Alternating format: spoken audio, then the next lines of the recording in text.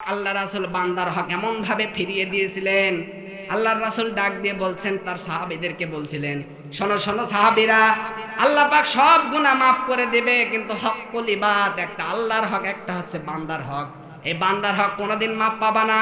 এই হকের উপর আপনাকে টিকে থাকা লাগবে। মনে করেন বিশ্বনবী একদিন দাঁড়িয়ে গেলেন, এরকম মজলিসের মধ্যে তিনি দাঁড়ালেন, ডাক দিয়ে বলছেন, সাহাবারা, আমি তো নবী, তোমাদের তো কারো হক আমার উপর থাকতে পারে।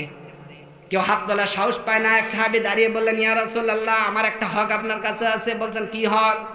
বলছে, যুদ্ধের ময়দানে আমি যখন যুদ্ধ করতে গিয়েছিলাম এমন্ত অবস্থায়, সেখানে যুদ্ধ করতে গিয়ে আপনার একটা চাবুকের বাড়ি আমার পিঠে লেগে গেছে।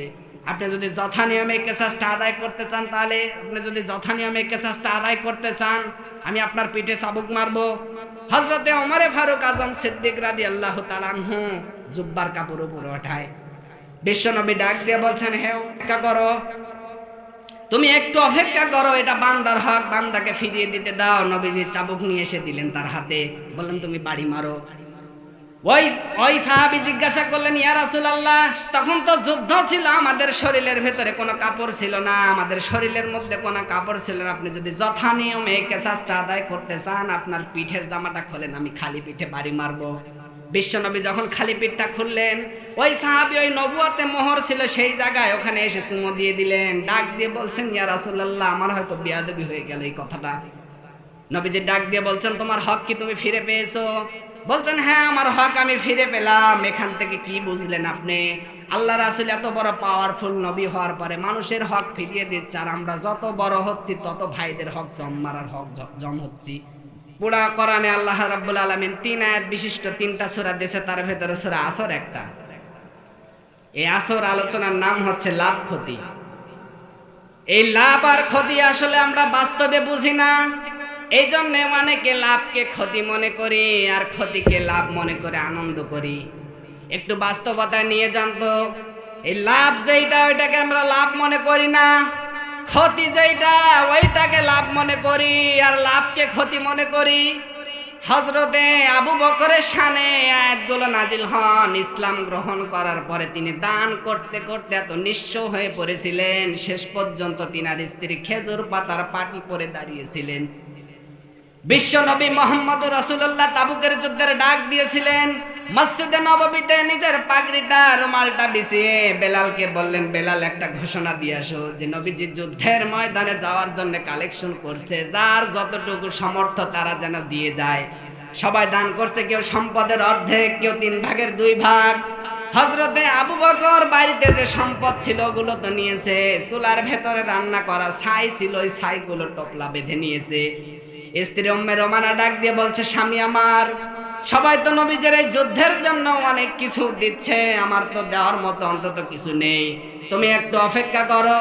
ঘরের ভেতরে প্রবেশ করে দেখলেন খেজুর দিয়ে বিছানো সেই পাটিটা তিনি তুললেন, পরনের শাড়িটা খুললেন, ওই খেজুর দিয়ে বিছানো যে পাটিটা নিজে পরনে পরিধান করার পরে স্বামীর হাতে শাড়িটা দিয়ে বললেন, এটা নবীজির দরবারে নিয়ে যাও। সাহাবায়ে কেরাম যুদ্ধের ময়দানে ক্ষতবিক্ষত হবে, তাদের এই ক্ষত স্থানগুলো পরিষ্কার করে ব্যান্ডেজ করার মতো কাপড় লাগবে, আমার এই পুরাতন কাপড়টা দিয়ে হলেও কাজ চলবে। নবীজির দরবারে নিয়ে গেলেন দানগুলো। নবীজির চাদরের ভেতরে, রুমালের ভেতরে হযরতে আবু বকরের দান বিছিয়ে দিলেন। তাকিয়ে দেখলেন ফেরেশতা জিবরাইল খেজুর পাতার পাটি পরে দাঁড়িয়ে আছে। বিশ্বনবী ডাক দিয়ে বলেন, ইয়া আখি জিবরাইল, তোমাদের এই অবস্থা কেন? হযরতে জিবরাইল ডাক দিয়ে বলছেন, হে নবী, আপনি কি আবু বকরের বাড়ির খবর জানেন? বলেন, না, কেউ তো বলে না আমারে। আপনি একটু তার বাড়ির খোঁজ খবরটা নিয়ে দেখেন। ইসলাম গ্রহণ করার পরে আবু বকর দান করতে করতে এত নিঃস্ব হয়ে পড়েছেন, শেষ পর্যন্ত ওনার স্ত্রী খেজুর পাতার পাটি পরে দাঁড়িয়ে আছে। আজকে শুধু আমি একা না, এই আসমান জমিনের ভেতরে যত ফেরেশতা দেখতে পাচ্ছেন আপনি, আজকে আল্লাহর কাছে সবচাইতে প্রিয় পোশাকের নাম হচ্ছে খেজুর পাতার পাটি। আমার বন্ধুরা, তাদের যে ত্যাগ, তিতিক্ষা, মায়া, মহব্বত রাসূলের প্রতি কেমন ছিল, সব জায়গায় বলা বলি আরম্ভ হয়ে গেছে। আবু বকর, এই লোকটার জীবন বরবাদ, এই লোকটার জীবন নিঃস্ব, এই লোকটার জীবন একেবারে শেষ। রাসূলের কাছে এসে বলছে, হে নবী, সত্যি কি আমার জীবনটা বরবাদ হয়ে গেল? এই আসর সূরা আল্লাহ নাজিল করে জানিয়ে দিলেন যে হে নবী, আবু বকরের জীবন বরবাদ হয়ে যায়নি, বরং আবু বকরই লাভবান হয়েছে। ওয়াল আসরি ইন্নাল ইনসানা লাফি খুসর। ওয়ায়ে কসমিয়া, এটা আল্লাহ কসম দিচ্ছেন নিজে, আল্লাহ নিজে কসম দিচ্ছেন। অনেক মানুষ আছে দেখবেন প্রেমিকার মাথায় হাত দিয়ে কসম খাচ্ছে, বিয়ের আগে ওর মাথার নিচে যতগুলো চুলের নিচে হাত পড়বে ততগুলো গুনাহ হবে। কথা বলেন না কেন? কসম শুধুমাত্র আল্লাহ ছাড়া অন্য কারো নামে কসম দেওয়া জায়েজ নেই। আল্লাহ যেহেতু আমাদের চাইতে সম্মানিত, আল্লাহ যেহেতু আমাদের চাইতে বড়, তিনি কসম দেবেন কার নামে? তিনি আমাদের নামে কসম দেবেন না। দেখবেন আমাদের জীবনের সাথে যে জিনিসটার সম্পর্ক বেশি সেটার নামে তিনি কসম দেবেন। এ ওয়ায়ে কসমি, আল্লাহ নিজে কসম দিচ্ছেন। আমরা কোনো কিছু হলে অনেক মানুষ সন্তানের মাথায় হাত দিয়ে কসম দিচ্ছেন, না সন্তানের মাথায় হাত দিয়ে কসম দেওয়া যাবে না। অনেকে কোরআন শরীফের নামে কসম দিয়ে হাত দেয়, না এগুলো করা যাবে না। কসম আপনি দিবেন আল্লাহর দিকে তাকিয়ে, যদি কসমটা আপনার সত্য হওয়া লাগবে। কথা বলেন না কেন? কসম দেওয়া লাগবে আল্লাহর নামে, সত্য হওয়া লাগবে কসমটা। আল্লাহ পাক আমাদের জন্য, সেই জন্য আমাদের এই জীবনের যে আসল মূলধন পুঁজির নাম হচ্ছে সময়। সময় আছে, আপনার আমার দাম আছে, সময় নেই আপনার আমার কোনো মূল্য নেই। আমি যত বড় নেতা হই না কেন, আমার যদি সময় শেষ হয়ে যায়, ওই চেয়ার কেন, চেয়ারের পায়ে তো আমার রাখবে না। কথা বলেন না কেন? আপনাদের এলাকার মেম্বার, চেয়ারম্যান, এটা আমাকে এখানে কথা বলার জন্য দিয়েছেন। আমার সময় যদি এখানে 1.5 ঘন্টা দেন, আমি যদি 3 ঘন্টা কথা বলি, সামনে কোনো শ্রোতাও পাওয়া যাবে না। কথা বলেন। সময় আছে, আমার দাম আছে, সময় আছে, আপনার মূল্য আছে। সময় নেই, কোনো মূল্য নেই। এই জন্য বাস্তবতা আল্লাহ তাআলা এখানে দেখলেন আমাদের জীবনের মূলধন, আসল পুঁজির নাম হচ্ছে সময় বা হায়াত। আসরের অনেকগুলো অর্থ আমি পেয়েছি, সময়, ইতিহাস, কাল, বিশেষ করে আসরের নামাজ। ইতিহাসের কসম আল্লাহ কেন কাটলেন? অনেক মানুষ আছে এই পৃথিবীর ময়দানে, আজকে বাংলাদেশে, তামাম বাংলাদেশ 96,000 বর্গ মাইলের দেশে অনেক মানুষ ইতিহাস হয়ে আছে। ফেরাউন ইতিহাস হয়ে আছে, ঘৃণিত নন্দিত ফেরাউনের নাম শুনলে মানুষ ঘৃণা করে। কথা বলেন না কেন? হযরতে আবু বকরও তো ইতিহাস হয়ে আছে মানুষের কাছে। আবু বকরের নাম শোনার সঙ্গে সঙ্গে মানুষের চোখ দিয়ে অঝরে পানি ঝরে যায়। আমার বন্ধুরা, আপনাকে আমি শিক্ষা দিতে চাচ্ছি এখান থেকে একটা, আপনি এমন ইতিহাস পৃথিবীর ময়দানে হয়ে থাকবেন যে ইতিহাস জানা আপনাকে কিয়ামত পর্যন্ত মানুষ ভুলে না থাকতে পারে। হযরতে আবু বকরের নাম যারা কিয়ামত পর্যন্ত শুনবে, এরা সব সময় আবু বকরকে ভালোবাসার চাদর দিয়ে বুকে জড়িয়ে রাখবে। কথা বলেন না কেন? ফেরাউন, নমরুদ, হামান, এগুলোর নাম শুনলে মানুষ আরো ঘৃণা করে। কথা বলেন না কেন? এই জন্য আজও পৃথিবীর ময়দানে যারা ক্ষমতা পেয়ে, রাষ্ট্রের চেয়ার পেয়ে যারা দাপট দেখাচ্ছেন, ফেরাউন একাধারে 600 বছর এই ক্ষমতার চেয়ার পেয়ে তিনি রাষ্ট্র চালিয়েছেন। আল্লাহ পাক বলেন, হে ফেরাউন, তোকে আমি এখন দৃষ্টান্ত এমন একটা জিনিস বানিয়ে রাখবো, কিয়ামত পর্যন্ত তোকে দেখে যেন মানুষ শিক্ষা নিতে পারে। এ আসরের অনেকগুলো অর্থ, ইতিহাসের কসম আল্লাহ এখানে কেন কাটলেন? ইতিহাসের কসম আল্লাহ এই কারণে কাটলেন যে মানুষ সবকিছু ভুলে থাকতে পারে, কেউ কিন্তু ইতিহাস ভুলে না। কথা বলেন না কেন? 50, 60 বছর, 10 বছর, 20 বছরের ইতিহাস মানুষ কিন্তু ভুলে না। পুরা কোরআনের ভিতরে আল্লাহ তাআলা বহুত ইতিহাস দিয়ে দিয়েছিলেন। আজকে হয়তো বা কোনো ইতিহাস লেখা হচ্ছে না, 10 বছর, 5 বছর পরে কিন্তু ইতিহাস লেখা হবে। যে লোকগুলো বিরোধিতা করছে, ঘৃণিত নন্দিত, এই লোকগুলোর নাম শুনবে কিয়ামতে। এই লোকগুলোর নাম যখন মানুষ শুনবে, তাদের মুখ থেকে শুধু ঘৃণায় জমবে। কথা বলেন না কেন? আমার বন্ধুরা, আপনাকে ইতিহাস হওয়া লাগবে আবু বকরের মতো, আপনাকে ইতিহাস হওয়া লাগবে হযরতে ওমরের মতো, আপনাকে ইতিহাস হওয়া লাগবে হযরতে ওসমান গনি রাদিয়াল্লাহু তাআলা আনহুর মতো। এরকম ইতিহাস হয়ে মানুষের জীবনে থাকেন না কেন? তামাম আপনার যে জীবনটা আল্লাহ দিয়েছে, 60 বছর, 50 বছর, এই হায়াতের কথা আল্লাহ এই জন্য দিয়েছিলেন। এই সময়টাকে যদি আপনি সঠিক কাতারে না দাঁড় করাতে পারেন, কিয়ামতের দিন কিন্তু আপনি ক্ষতির কাতারে দাঁড়াবেন। তাহলে এই ক্ষতি থেকে আপনাকে বাঁচা লাগবে। আল্লাহ পরের শব্দ দিয়েছেন, ইন্নাল ইনসানা লাফি খুসর, অবশ্যই সব মানুষ এখানে ক্ষতির ভেতরে আছে। এই ক্ষতির ভেতরে আমি আশরাফি যেমন আছি, আপনারা আছেন। কথা বলেন। এই ক্ষতি থেকে বাঁচতে হলে কি কাজ করা লাগবে? আয়াত যখন নাজিল হয়েছিলেন, তখন সঙ্গে সঙ্গে ফেরেশতা জিবরাইল, সঙ্গে সঙ্গে সাহাবায়ে কেরামরা ডাক দিয়ে বলছেন, হে নবী, এই ক্ষতি থেকে বাঁচতে পারবো কিভাবে? আল্লাহ পাক আশার আলো জানিয়েছেন, ইল্লাল্লাযীনা আমানু ওয়া আমিলুস সলিহাত।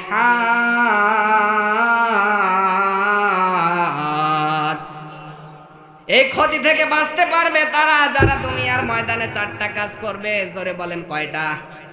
4টা কাজ। 1 নম্বরে ঈমান আনা লাগবে আল্লাহর প্রতি, 2 নম্বরে সৎ কাজের আদেশ দেওয়া লাগবে, অসৎ কাজের নিষেধ করা লাগবে, 3 নম্বরে হকের উপর টিকে থাকা লাগবে, 4 নম্বরে হকের উপর টিকে থাকতে গেলে অন্যায় জুলুম অবিচার আসবে, একে অপরকে ধৈর্য ধারণ করার মতো মন তৈরি করা লাগবে। কথা বলেন না কেন? 1 নম্বরে ঈমান আনবেন আল্লাহর প্রতি কিভাবে? ওই যে ছোটবেলায় পড়েছিলাম কায়দায়, আমানতু বিল্লাহি কামা হুয়া বিআসমাহি ওয়া সিফাতিহি ওয়া কাবিলতু জামিয়া। ছোটবেলায় যখন এটা পড়েছি তখন কিন্তু বুঝিনি, যখন মাদ্রাসা লাইনে এসে যখন পড়লাম তাফসীর তখন এটার অর্থ বুঝতে পেরেছি। আমানতু বিল্লাহি, আমি আল্লাহর প্রতি ঈমান আনলাম, এমন আল্লাহর প্রতি ঈমান আনলাম যার নাম আছে, অস্তিত্ব আছে, গুণাগুণ আছে। কথা বলেন না কেন? আজ যারা ইহুদি খ্রিস্টান বৌদ্ধ যারা ঈমান আনে, এদের হয়তো আল্লাহর নাম আছে, গুণাগুণ আছে, আল্লাহর নাম আছে, হয়তো গুণাগুণ আছে, কিন্তু সিফাত নেই। আমার আল্লাহর নাম রহমান, তিনি মানুষকে মানুষকে দয়া করে। আমার আল্লাহর নাম রাজ্জাক, তিনি মানুষকে রিজিক দাতা, তিনি রিজিক দেন। আজ বাংলাদেশে মানুষ, তামাম বাংলাদেশের মানুষ অনেক পর্যায়ে শিরিক করে ফেলছে। কথা বলেন না কেন? এই ক্ষতি থেকে বাঁচা লাগবে আপনাকে 4টা কাজ করলে। 1 নম্বরে আল্লাহর প্রতি ঈমান আনা লাগবে। কেমন ঈমান আনবেন? 1 নম্বরে যে আল্লাহর প্রতি আপনি একবার ঈমান আনবেন, এই আল্লাহ ছাড়া অন্য কাউকে শিরিক করা যাবে এমন আল্লাহর প্রতি আপনাকে ঈমান আনা লাগবে। জিন জাতি কিন্তু আল্লাহর প্রতি ঈমান আনছিলেন কিভাবে? বিশ্ব নবীকে আল্লাহ ঘোষণা দিচ্ছেন, কুল্লু হিয়া ইলাইয়া আন্নাহুস্তামা'a নাফারুম মিনাল জিন্নি ফাকালু ইন্না সামি'না কুরআনান আজাবা। হে নবী, আপনি বলুন আমার প্রতি ওহী করা হয়েছে যে জিনদের একটা দল যখন কোরআন তেলাওয়াত শুনেছে, তারা বলতে বাধ্য হয়েছে যে আমরা আশ্চর্য কোরআন শুনলাম। এই আয়াতের ব্যাখ্যায় মুফাসসির কিরাম লিখেছেন, জিনদের একটা দল বিশ্বনবীর কণ্ঠে কোরআন তেলাওয়াত ছিলেন মাত্র 8 থেকে 10 মিনিট, সেটাই সূরা রহমান। সূরা রহমান তেলাওয়াত শোনার পরে জিনেরা 3টা কথা বলতে বাধ্য হয়েছিলেন। 1 নম্বরে ফাকালু ইন্না সামি'না কুরআনান আজাবা, এমন আশ্চর্য কোরআন শুনেছি যেটা এর আগে আমাদের কোনো কিতাব এভাবে আকর্ষণীয় করতে পারে নাই। যে সমস্ত জিনরা এই কথা বলছে তাদের বয়স 1500, 2000, 5000 বছর। যারা জাবুর শুনেছেন, তাওরাত, ইনজিল, ওগুলো তো আসমানি কিতাব, ওগুলো শোনার পরে তারা আশ্চর্য হয়নি, কিন্তু কোরআন শোনার পরে তারা আশ্চর্য হয়েছিল। এখন প্রশ্ন করা হতে পারে যে পৃথিবীতে 4500-এর বেশি ধর্মগ্রন্থ আছে, প্রতিটা ধর্মের কম বেশি ধর্মীয় গ্রন্থ আছে, দুনিয়ার কোন ধর্মীয় গ্রন্থের এত আলোচনা করা হয় না। কোরআনের কথা বললেই মনে হয় এটা ঐশী বাণী। কার বাণী? এ কোরআনে কারিমে আল্লাহ 200 বছর আগে কি ঘটেছে, 200 বছর পরে কি ঘটবে, ওই সমস্ত কথা ওই কিতাবগুলোতে ছিল না। 200 বছর আগে কি ঘটবে ওই সময়ের কিছু কথা তাদের কিতাব, ওই 200 বছর আগে কি ঘটেছে ওই সমস্ত কথা ওই কিতাবের ভেতরে ছিল না। 200 বছর পরে কি হবে ওই সমস্ত কথা তাদের ওই কিতাবের ভিতরে ছিল না। সমসাময়িক বাস্তবে কি ঘটছে ওই সময়ের কিছু তথ্য তাদের কিতাবে ছিল। 200 বছর পরে কি ঘটবে পৃথিবীর কোন কিতাবের ভিতরে আপনি পাবেন না। কোরআনে কারীম আল্লাহ এমন ভাবে বানিয়েছেন যে 200 বছর না, কিয়ামত পর্যন্ত কি হবে সে কথা আল্লাহ এখানে দিয়ে দিয়েছে। কিয়ামতের আগে কি হবে, কিয়ামতের পরে কি হবে, কথা আল্লাহ এখানে দিয়ে দিয়েছে। কথা বলেন না কেন? এই যে ভিডিও ক্যামেরা কোরআনে কারীম থেকে আবিষ্কার।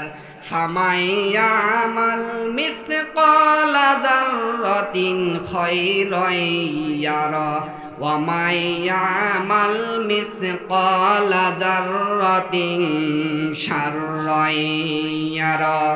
আল্লাহ পাক বলেন, পৃথিবীতে যদি কেউ ভালো মন্দ খারাপ কাজ করে, কিয়ামতের দিন কিন্তু তাকে দেখানো হবে। এখানে ইয়ারা শব্দের শাব্দিক অর্থ হলো এই চোখ দিয়ে দেখা, অথচ কোরআনে আয়াতের ব্যাখ্যা যারা 500 বছর 700 বছর আগে যারা লিখেছিলেন ওনারা কিন্তু এখানে দেখা শব্দ দেননি। কারণ একটা জিনিস অতীত হয়ে যাওয়ার পরে ওইটা আবার দেখা যায়, ওই জ্ঞানী মানুষের ছিল না। কথা বলেন না কেন? এই ভিডিও ক্যামেরা আবিষ্কার হওয়ার আগে একটা জিনিস অতীত হয়ে গেছে, ওইটা আবার পুনরায় দেখা যাবে। জ্ঞান ক্যামেরা আবিষ্কার হওয়ার আগে কেউ কল্পনাই করেনি। এজন্য ওই সময় যদি আপনি মানুষদেরকে বোঝাতেন, তুমি যে থাপ্পড় দিলে এটা কিন্তু ধরিয়ে দিবে, এটা দেখতে পাবে ভিডিও আকারে, বলতো দেখ এটা আবার দেখা যায়। কিন্তু এখন আর কাউকে বোঝানো লাগবে, এমনি বুঝে ফেলবে যে না এটা দেখানো সম্ভব। এজন্য 200 বছর আগে কি ঘটবে, 200 বছর পরে কি ঘটবে, সে কথা আল্লাহ কোরআনে কারিমে দিয়ে দিয়েছে। কিয়ামতের আগে কি হবে, কিয়ামতের পরে কি হবে। কিয়ামতের পরে আল্লাহ পাক বলেন, কিয়ামতের ওই বিশাল ময়দানে আমি আল্লাহ অনুষ্ঠান একটা নিজে করব, নিজেই থাকবো ওই অনুষ্ঠানের সভাপতি, বিশ্ব নবীকে বানাবো প্রধান অতিথি। সূরা তাহা তেলাওয়াত করে দাউদ আলাইহিস সালাম অনুষ্ঠান উদ্বোধন করবেন। জান্নাত যারা পাবে তারা থাকবে ওই ময়দানের শ্রোতা। মুহাম্মদুর রাসূলুল্লাহ তেলাওয়াত করবেন কোরআনে কারিমের সূরা ইয়াসিন। আর আমাদের মালিক, আমাদের রব্বুল ইজ্জাতিল যিনি তিনার কুদরতের কণ্ঠ দিয়ে তেলাওয়াত করবেন সূরা রহমান। সূরা রহমান তেলাওয়াত করবেন। জান্নাতের ভেতরে সেই দিন আমরা যারা জান্নাত পাবো তারা থাকবো এই ময়দানের শ্রোতা। মহান রব্বুল ইজ্জাতিল তিনি তিনার কুদরতের কণ্ঠ দিয়ে সূরা রহমান তেলাওয়াত করবেন। হঠাৎ করে তেলাওয়াত বন্ধ হয়ে যাবে। হঠাৎ করে তেলাওয়াত বন্ধ হয়ে যাওয়ার পরে ফেরেশতারা বলবে কোথায় গেল তেলাওয়াত, কোথায় গেল তেলাওয়াত। আমরা বলবো কোথায় গেল তেলাওয়াত। ফেরেশতারা ডাক দিয়ে বলবেন জানো কত বছর গিয়েছে। সূরা রহমানের ভেতরে 78টা আয়াত আছে। এক একটি আয়াতে দুনিয়ার হিসাবে সময় লেগেছে 50,000 বছর।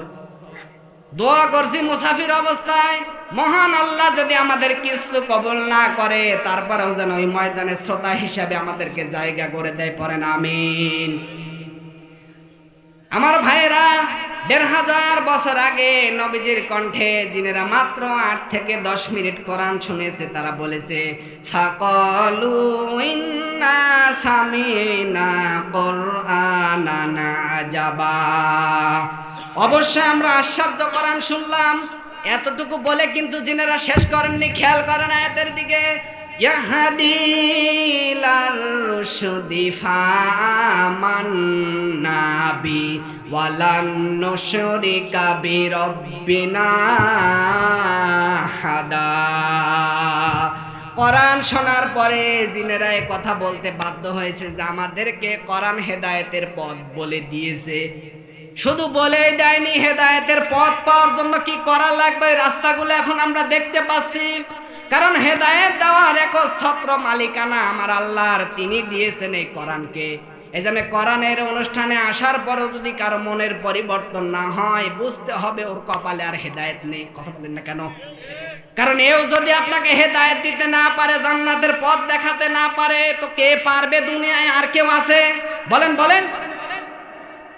মানিত্তাবাল হুদা বিগাইরিল কোরআন আদাল্লাহুল্লাহ। নবীজি বলেন কোরআন বাদ দিয়ে কেউ যদি হেদায়েত পাওয়ার জন্য কোন জায়গায় হাঁটে, আল্লাহ পাক তাকে হেদায়েতের রাস্তা থেকে ছিটকে ফেলে দেয়। একটু খেয়াল করেন তো, আদাল্লাহুল্লাহ, দল্লা শব্দ আল্লাহ দেননি। দল্লা যদি এখানে দিত আপনি নিজে ওই রাস্তা থেকে ছিটকে পড়ে গেছেন, এরকম অর্থ আসতো। আদাল্লাহ শব্দের বাংলা অর্থ দ্বারা আপনি ভালো হওয়ার নিয়তে যাচ্ছিলেন কোন জায়গায়, কিন্তু কোরআন সেখানে ছিল না, আমার আল্লাহ আপনাকে ওই রাস্তা থেকে ছিটকে ফেলে দেয়। এ হাদিসের বাস্তব প্রমাণ আজ বাংলাদেশ কাউকে ছোট করার জন্য, খাটো করার জন্য, হ্যাঁ প্রতিপন্ন করার জন্য বলছি না। 48,000-এর উপরে এখন বাংলাদেশে পীর, হাতে গোনা কয়েকটা দরবার বাদ দিয়ে কোনো দরবারে কোরআন চলে না। কথা বলেন না কেন? ওখানে চলে ওর বাবার নিয়ম, ওর দাদার নিয়ম। এই জন্য কিন্তু অধিকাংশ মানুষ ওখানে ভালো হওয়ার নিয়তে যায়, যাওয়ার পর আরো খারাপ হয়। কথা বলেন না কেন? আগে বিড়ি খেত না, এখন বিড়ি খাচ্ছে। আগে গাঁজা খেত না, এখন গাঁজা খায়। কথা বলেন। আগে একটা গুনাহ করতে আল্লাহকে সেজদা দিত না, এটা একটা গুনাহ করতে এখন পীর সাহেবকে সেজদা দিয়েছে। তার মানে কি ভালো হয়েছে না খারাপ হয়েছে? এ খারাপ বানালো কে? বলেন বলেন। এ খারাপ বানালো কে? এ খারাপ আল্লাহ বানিয়েছেন, আদাল্লাহুল্লাহ। কেন খারাপ বানিয়েছে?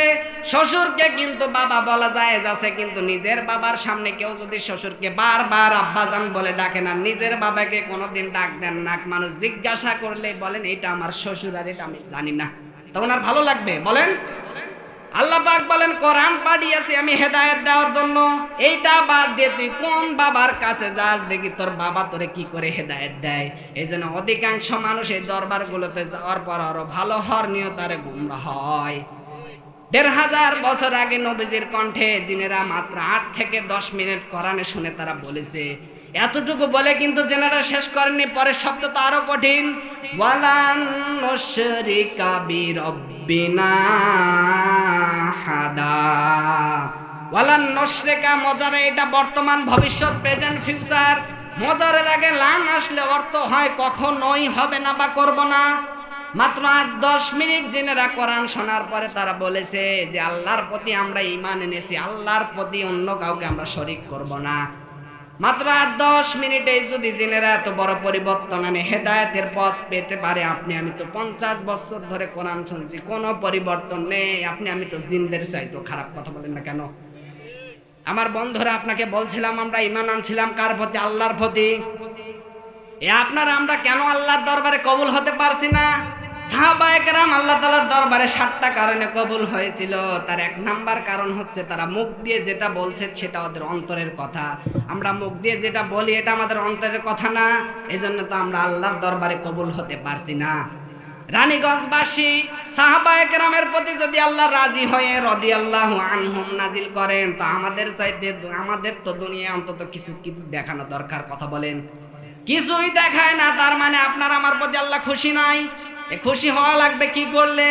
১ নম্বরে আপনাকে ঈমান আনা লাগবে, আল্লাহর প্রতি শিরিক করা যাবে না। ২য় নম্বরে সৎ কাজের আদেশ দেওয়া লাগবে, এই সৎ কাজের আদেশ দেবেন এবং অসৎ কাজকে নিষেধ করবেন।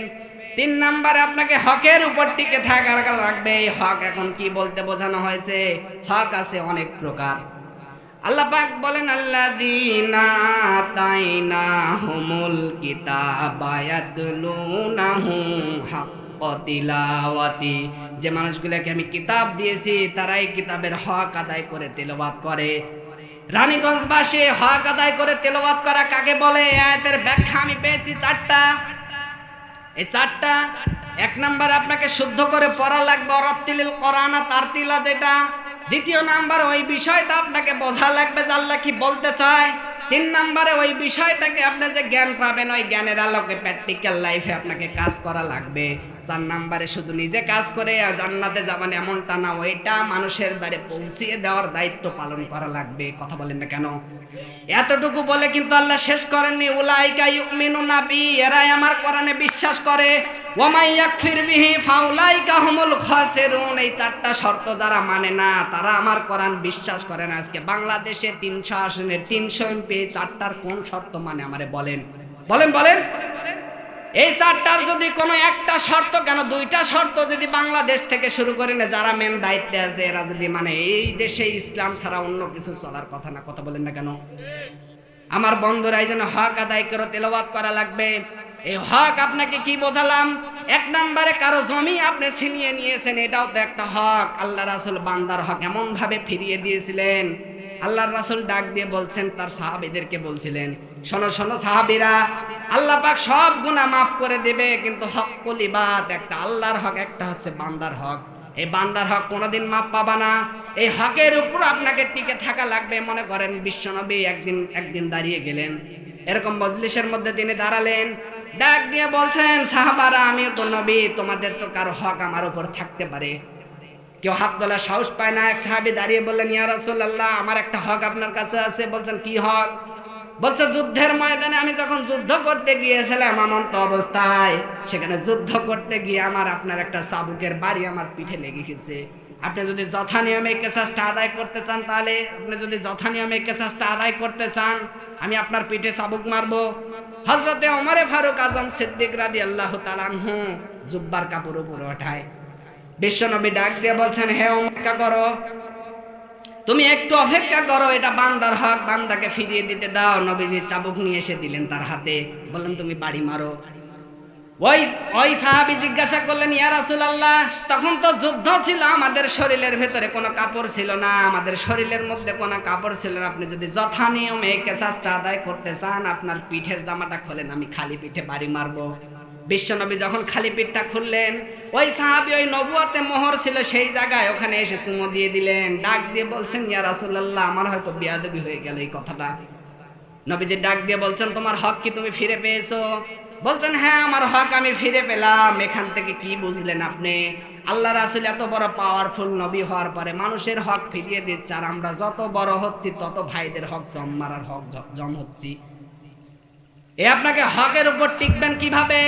হক কথা, সঠিক কথা মসজিদের মিম্বারে আপনাকে বলা লাগবে। আপনার উপর জুলুম আসুক, অত্যাচার আসুক, আপনাকে এই হক কথা বলা লাগবে। কোরআনের ভিতর যা আছে এটা তো আমার বাবার কথা না, এটা আমার দাদার কথা না। এই কথা তো আল্লাহ তাআলা ১৫০০ বছর আগে জানিয়েছেন। কারণ এখন যদি পৃথিবীর ময়দানে রসুল থাকতো, রসুলের কাছে কোনো মানুষ সমস্যার সমাধান নিয়ে গেলে তিনি সঠিকভাবে ব্যাখ্যা করে দিতেন। সেটা কোথায় পাবেন আপনি? সূরা ফুরকানের ৩৩ নম্বর আয়াতে আল্লাহ তাআলা জানিয়েছেন, ওয়ালা ইয়াতুনাকা বিমাসালিন ইল্লা জিনাকা বিল হাক্কি ওয়া আহসানা তাফসীরা।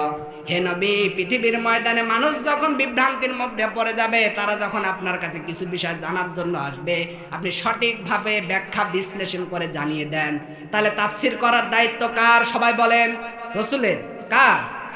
এখন রাসূল পৃথিবীতে আছে, এই কাজটা করবে কারা? আল্লাহর রাসূল জানিয়েছেন, আমার পরে আমার ওলামায়ে কেরাম যারা থাকবেন, তা আমার পরে যারা থাকবেন, আমার নায়েব যারা, ওয়ারিস যারা, আলেমরা।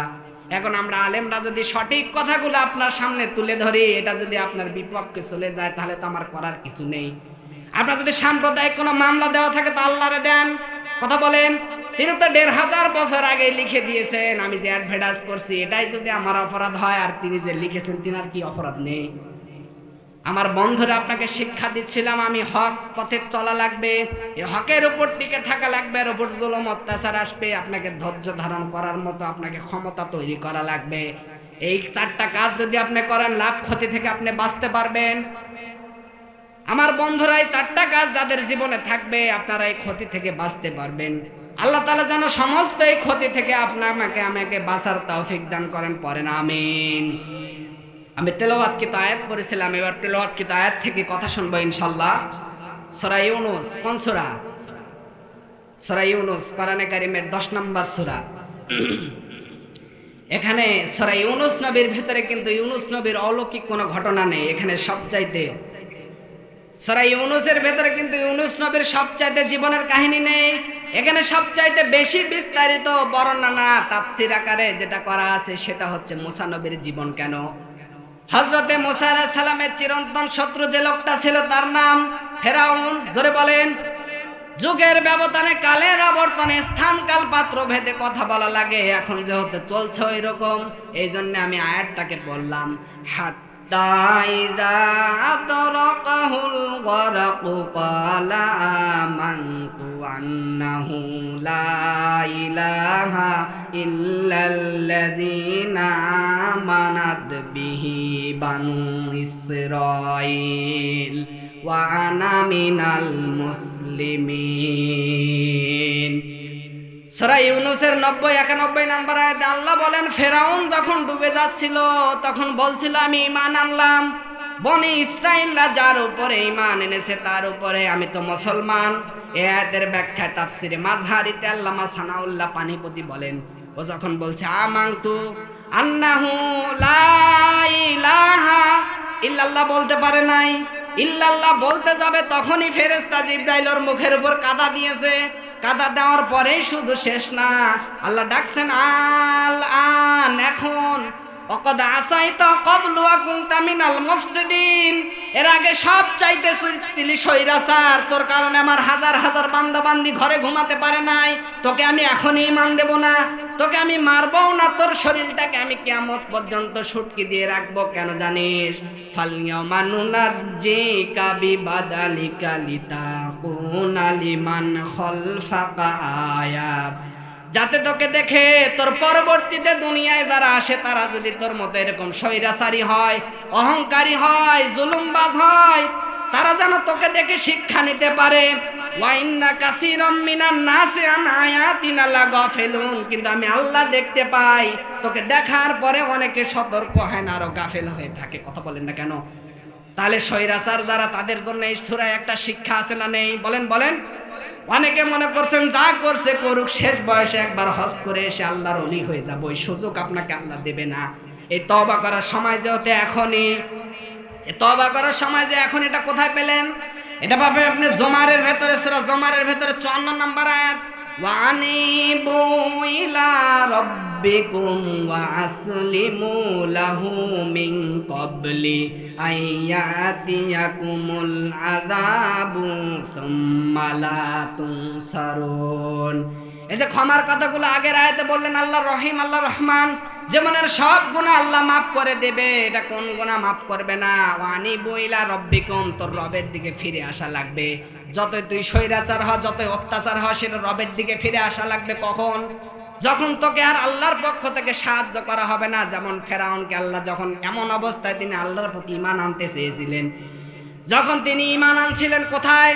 যখন তিনি পানির মধ্যে ডুবিয়ে গিয়েছিলেন, তখন বলছিলেন আমি আল্লাহকে ঈমান আনবো না। বনি ইসরাঈলরা যার উপরে ঈমান আনছিল তার উপরে। আজ বাংলাদেশে এমন মানুষ আছে সরাসরি আল্লাহর নাম লিখতে চায় না, বিসমিল্লাহ লিখবে, লেখে না, লেখে পরম করুণাময় দয়াময়ের নামে শুরু করলাম। ওরে শয়তান, তোরে বিসমিল্লাহ লিখতে অসুবিধা কি? লিখে দিয়েছে আল্লাহ মহান, অথচ ওখানে যদি লিখে দেয় আল্লাহু আকবার তাহলে কিন্তু হয়। বিসমিল্লাহ লিখবে না, লেখে পরম করুণাময় দয়াময় নামে শুরু করলাম। আরে বিসমিল্লাহ লিখতে প্রতিটা কথায় আল্লাহ সাফ দিয়ে দিবে, কথা বলেন না কেন? এই তওবা করা লাগবে আপনাকে। আনিবু ইলা রব্বিকুম, তোর রবের দিকে সে ফিরে লাগবে। কখন? সেটা যখন তোরে আর আযাবে, তোর যখন আমি আযাব পাঠিয়ে দেব, তখন আর তোকে নতুন করে সাহায্য করা হবে না। রানীগঞ্জবাসী আমরা সবাই জানি মরণের পর আমাদের কেউ সাহায্য করে না, কথা বলেন। মরণের পর কেউ কাউকে সাহায্য করে না। এই জন্য আমাদেরকে সবচাইতে প্রথম বিষয় হচ্ছে তওবা করবেন তখনই যখন আপনার শরীর ভালো থাকবে।